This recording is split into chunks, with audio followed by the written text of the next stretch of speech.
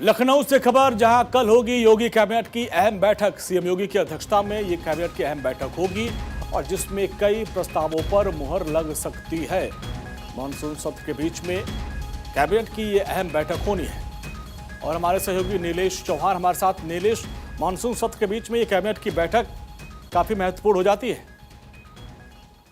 कि उत्तर प्रदेश सरकार की कल कैबिनेट की अहम और महत्वपूर्ण बैठक इसलिए भी है क्योंकि उत्तर प्रदेश विधानसभा का मानसून सत्र चल रहा है और मानसून सत्र का कल दूसरा दिन है और दूसरे दिन अनुपूरक बजट भी पेश करना। उससे ठीक पहले योगी कैबिनेट की अहम बैठक होगी जिसमें कई अहम प्रस्ताव जो सीधा जनता को प्रभावित करने वाले प्रस्ताव होते हैं, जनता जिससे सीधा लाभ उठा सकती है, जिसमें कई ऐसे लिंक एक्सप्रेसवे हैं उनको जो है कैबिनेट की बैठक में प्रस्ताव रखा जाएगा कि उन्हें एक्सप्रेसवे को जल्दी बनाकर तैयार किया जाए ताकि लिंक एक्सप्रेसवे बनने से और भी जो आवागमन का साधन है वो आसान हो जाए।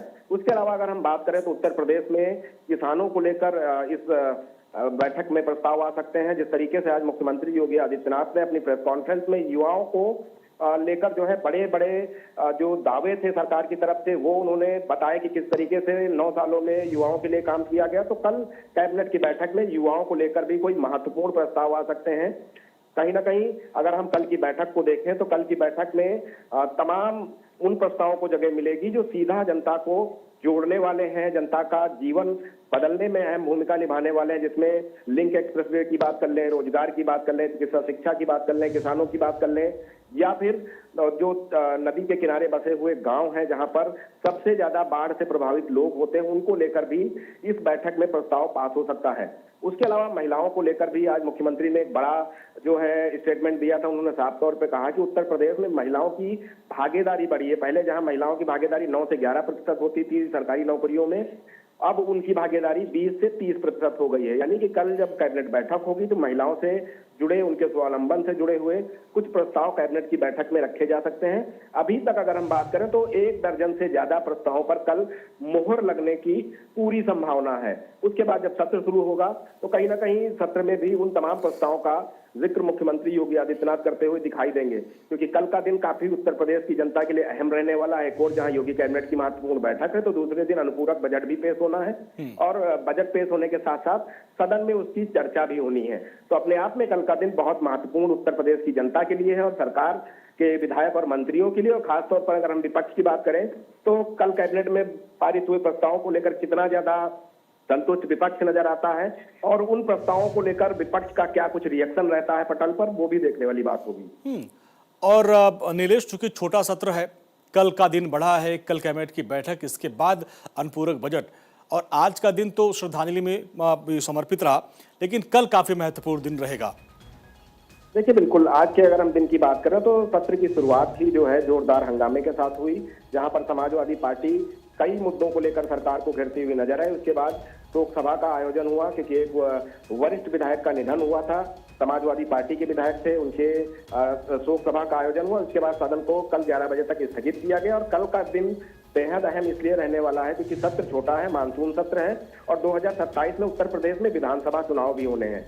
उससे पहले ये मानसून सत्र और योगी कैबिनेट की महत्वपूर्ण बैठक दोनों काफी अहम हो जाती हैं, क्योंकि सरकार ने जो अपना चुनावी वादा किया था उसको पूरा करने में जुटी हुई है। एक के बाद एक मुख्यमंत्री खुद तमाम जिलों के दौरे कर रहे हैं, तमाम योजनाओं का लोकार्पण और शिलान्यास भी उनके द्वारा किया जा रहा है। तो ऐसे में कल जब अनुपूरक बजट पेश होगा, कैबिनेट की बैठक होगी, तो सरकार उन तमाम बातों का ध्यान जरूर रखेगी जो जनता को सीधा जोड़ने वाली परियोजनाएं हैं जो सरकार ने वादे किए थे। चाहे वो लिंक एक्सप्रेसवे बनाने का मामला होगा, गंगा एक्सप्रेसवे से लिंक एक्सप्रेसवे बनता है तो जाहिर सी बात है कि उत्तराखंड की दूरी जो है बहुत कम समय में तय की जा सकती है। उसके अलावा अगर हम बात करें पूर्वांचल की, तो पूर्वांचल में भी कई लिंक एक्सप्रेसवे बनने हैं जिससे बनारस और प्रयागराज की दूरी को कम किया जा सकेगा, समय बचेगा। उसके अलावा अगर हम राजधानी के आसपास के जिलों की बात कर लें तो यहाँ पर भी सरकार के जो समीकरण है उसके अनुसार जो लिंक एक्सप्रेसवे बनाने हैं उसको लेकर भी प्रस्ताव। बिल्कुल नीलेश, हमारे साथ आप बने रहिए क्योंकि इसी से जुड़ी एक और खबर आ रही है। लखनऊ से एक और बड़ी खबर, कल योगी सरकार पेश करेगी अपना अनुपूरक बजट।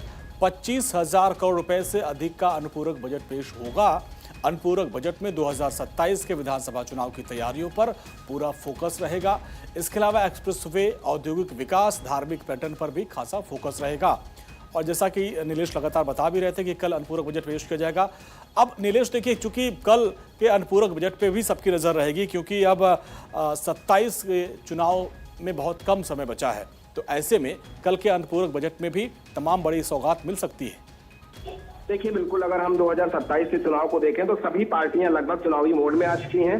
योगी सरकार कल पेश करेगी अपना अनुपूरक बजट। अनुपूरक बजट में अगले साल के विधानसभा चुनाव की तैयारियों का पूरा ख्याल रखा जाएगा। 25,000 करोड़ रुपए से अधिक का अनुपूरक बजट सरकार पेश करेगी। एक्सप्रेसवे, औद्योगिक विकास, धार्मिक पर्यटन पर खास जो फोकस रहेगा इस अनुपूरक बजट में। उसके अलावा 9,12,000 करोड़ के मूल बजट के बाद अब अनुपूरक बजट से सरकार चुनाव से पहले कई बड़े लक्ष्यों को साधने की कोशिश करती हुई दिखाई देगी।